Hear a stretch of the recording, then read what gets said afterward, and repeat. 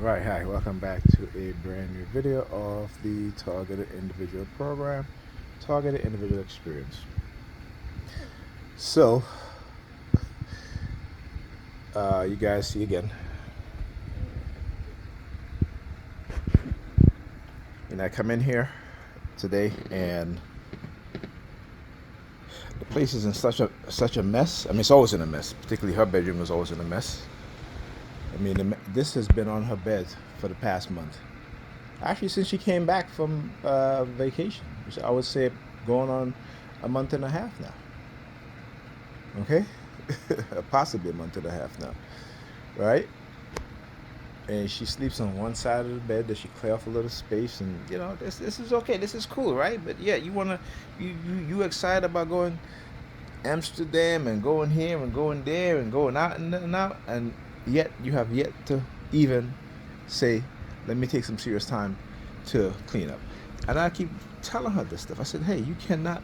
When I That's why I stopped cleaning up this room. I did it, and it would be clean. All this floor, all this clothes, all this stuff, gone, gone. Fold up, put away, or put away so she can, put them where she want to put them, and then within the space of 3 weeks, this is what it comes back to again.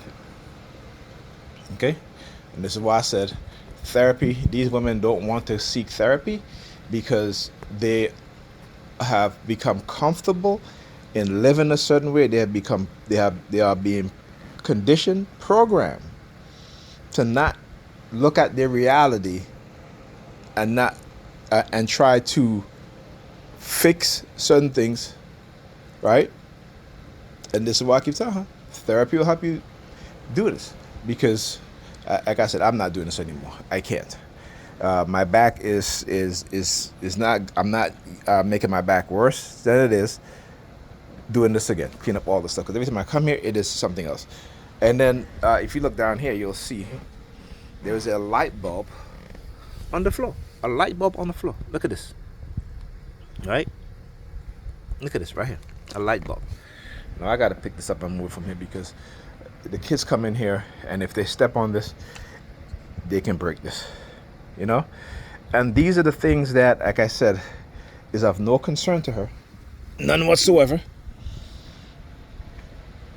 All right, it's Amsterdam, and yet, like I said, I refuse to come back into this mess and do the things that I used to do, particularly when she's not even. She doesn't even want to even attempt. A couple. Oh, was it last weekend? She was like, "Oh, I gave away 4 bags of clothes, something like that." And I'm like, "Where? Where?" She's like, "In her closet." I was like, "Okay, look at the closet. Look at the closet. Right? Look at the closet. No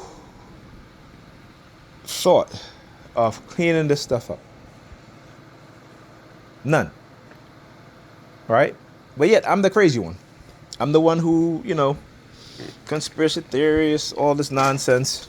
And like look, I'm stepping on water bottle on the floor. You know what I'm saying? Look at this shit. I'm stepping on water bottle on the floor. Who knows how long this has been here? All right. Bathroom not fixing.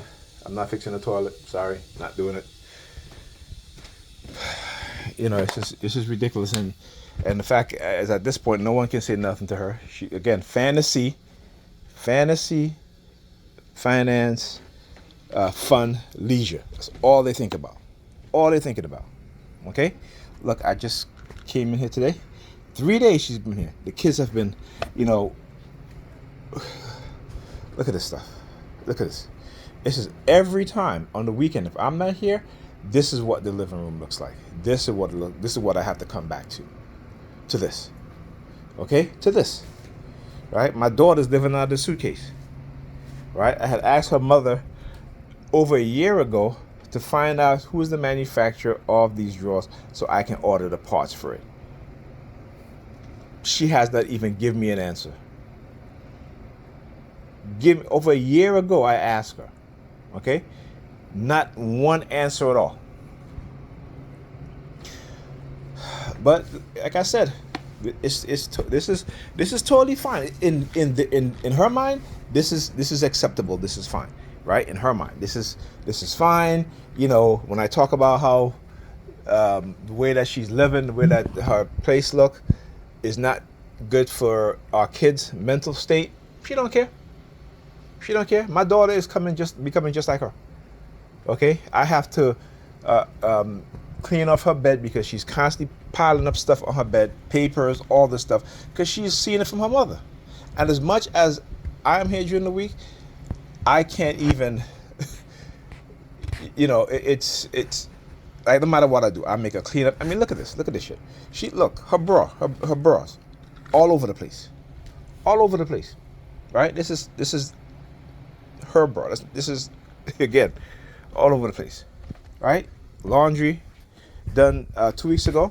I refuse to fold them up, but I'm gonna have to bite the the bullet in this one and fold them up and put them away because I just can't. It's the kids' clothes, her clothes in there too. I just fold up everything and not gonna make a difference. I put them on her bed and she can just, I guess, leave them there because that's where they're gonna be. I mean, it is ridiculous. When I say ridiculous, ridiculous. I took my time, cleaned up this foyer, made it neat and nice. Picked all the stuff on here was gone. Now, look, right? Don't even talk about the kitchen. Again, same thing. And I keep telling her all this stuff needs to be thrown out. You don't even use this shit. You don't use it, right? This stuff have been on here for over a year now. Okay, over a year. But again, I can't say anything. I can't say anything, and it is getting to the point where, like I said, she just don't care, and I don't understand how family members who've been here don't care enough to sit her down and say, listen, you need to go get therapy. Right? You need to go get therapy. And it's funny, when I was getting therapy, she was like, oh, it's good that you're getting therapy. It's good that you're getting therapy. Look, see, they don't want me to go back into therapy. That's what I said when I was getting therapy. You hear, right? But yeah, like sit her down and say, hey, you need therapy. You need some serious psychotherapy to declutter your mind so you can declutter your home. Okay? Because like I said, I'm not doing this. We're not a type of relationship. I'm not doing it. Even when we wasn't in a relationship, I still did it. But I'm not doing it anymore. This is just too much from someone who doesn't really care. And she cares about herself only, what it is that she wants. And nothing else. All right? And so again, here's the thing. If she had cleaned up her house, most likely, even though I didn't get an apology from what she told me, I would have watched the kids. But I am not staying here looking like this. It is ridiculous. And she doesn't even think about that. That's to tell you. Think about that. The fact that I get so triggered when I come in here looking like this. It doesn't matter to her. She can care less.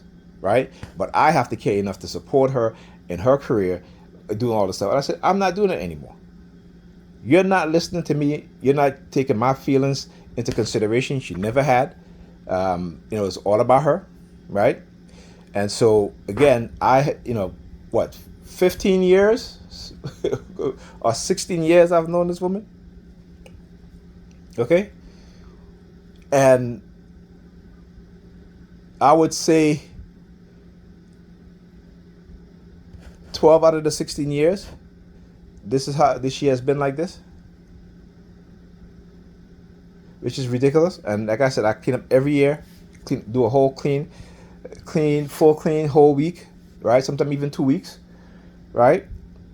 And come back, and then again, and my back used to hurt me all the time. Clean up after her, clean after the kids. I don't mind doing the kids, but the kids are older now, and I make them clean up after themselves, but she's not doing it. And this is something, like I said, I just refuse to do anymore.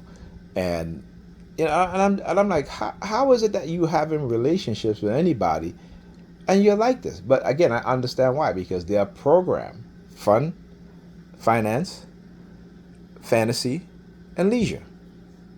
Right? That's it. I mean, it's ridiculous. It's ridiculous. But it is what it is. and I gotta have my. I'm not taking my daughter to the Boys and Girls today because she's gonna clean up her mess that she made. Because I told her, whenever I come here and she make a mess like this, she's not going to the Boys and Girls. So she's gonna be upset. She's gonna be crying. But hey, it is what it is. All right.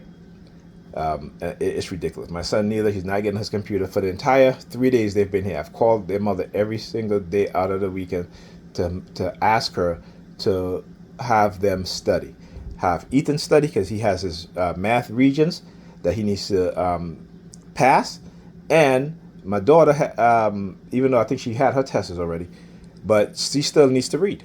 She still needs to read. She still needs to do the exercise that I printed out for her. But her mother don't care about that. The entire weekend she spent in her bedroom. In her bedroom. Okay? I mean, she come out to feed the kids, but like I said, for the entire weekend, my son' phone has been missing. And guess what? All of a sudden, yesterday, oh, she found it. How convenient, right? How convenient. But again, because like I told her, I said, listen, I didn't want to be calling you this much, right? But he couldn't find his phone. I asked her to ask him to look for the phone. I don't think she ever asked him to look for the phone, you know. But yesterday, while I was on the phone with her and him, all of a sudden she found the phone. Okay? So, like I said, it happens like this. This is what they'll always revert. She will always revert to this. They will always have her revert to this sort of behavior on the 3-day weekend, right? Because she's always, again, locked up in her bedroom. Kids in her, sleeping, doing whatever, sleeping, and not really paying any attention. Like I told her Sunday night, I said, hey, can you please make the kids go to bed, right, early, because they have school on Tuesday. That way, they go to bed early Sunday night. They'll get up a little early. By the time they're ready for bed Monday night, they'll be tired. Nope. What did she do? She let them sleep past 1 o'clock in the afternoon yesterday. So, like I said, and I told her, I said, you're basically sabotaging your children, and you don't give a shit. And so, hey, it is what it is, right? There's a video that I'm going to post. I'm actually going to give it to her, send it to her. It's about toxic parents, right? And particularly toxic mothers, right? And how they sabotage their children's future by engaging in selfish behaviors. Okay? Now, people may say, well, you're selfish. I'm like, how am I selfish? I'm here. You guys see me here every single day picking up my daughter from school. My weekend, I'm here. I can't bring them to my house because of the situation of my house, and she knows this, right? So she knows this. So to think that she would, at least make a space so that, again, clean up a little bit, no, not even happening.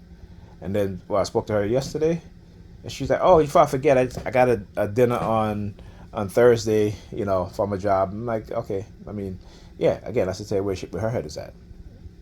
She doesn't want to clean up her house at all, and and it's getting worse because the older they get, right? And I say they, I mean the women who have this sort of mindset, even men who have this sort of mindset, even though the majority of hoarders tend to be women,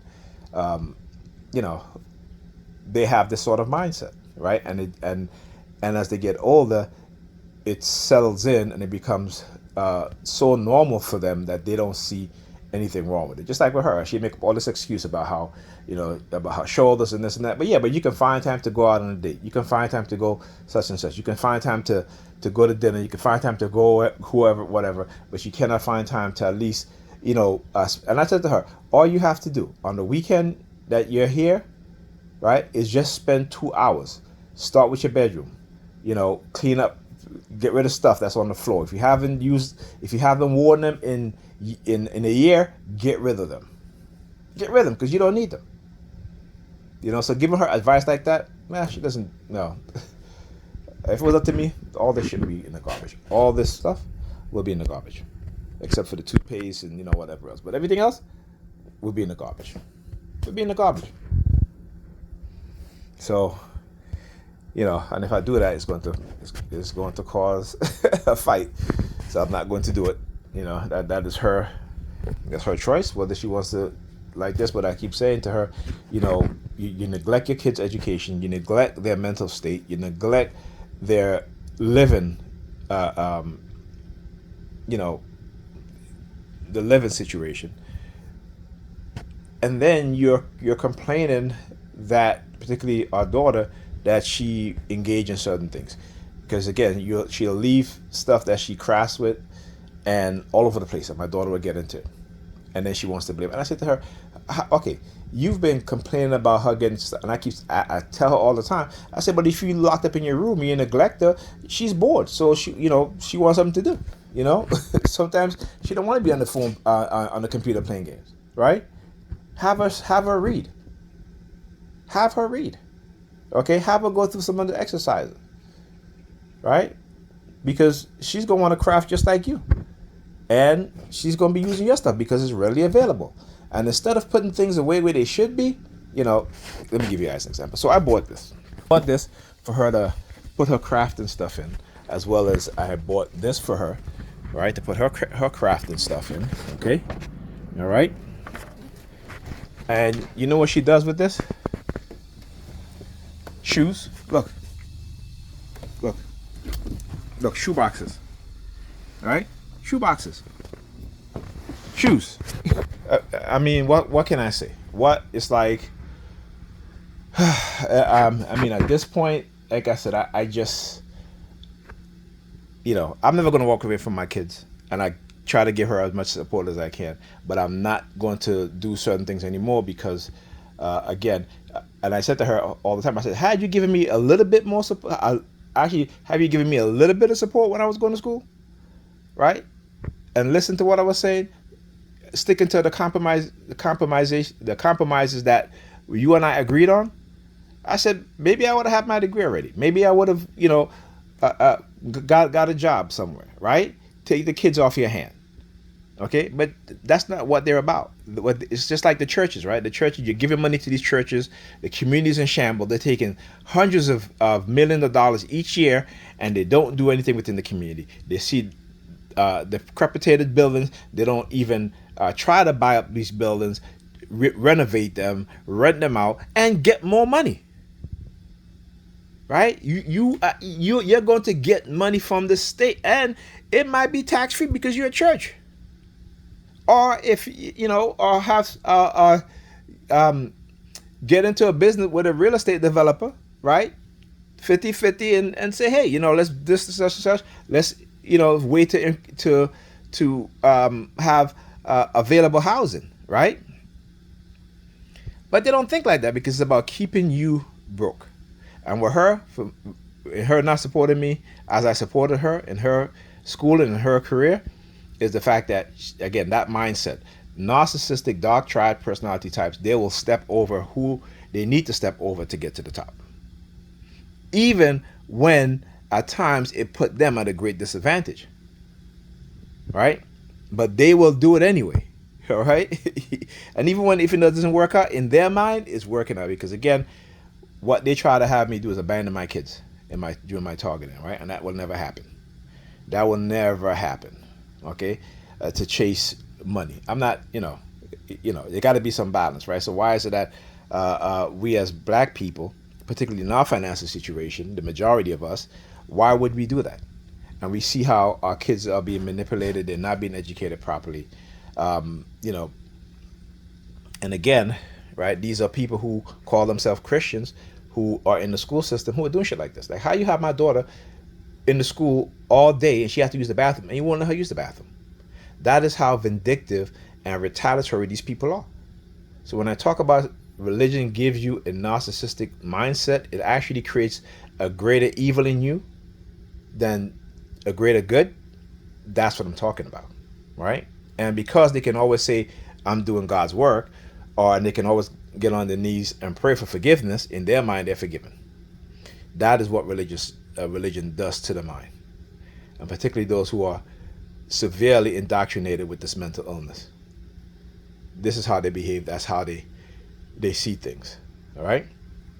And again, for religious people, the Bible tell you cleanliness is next to godliness. But are they living And do they really believe that? Right? Do they really believe that? And the answer is no. What was I?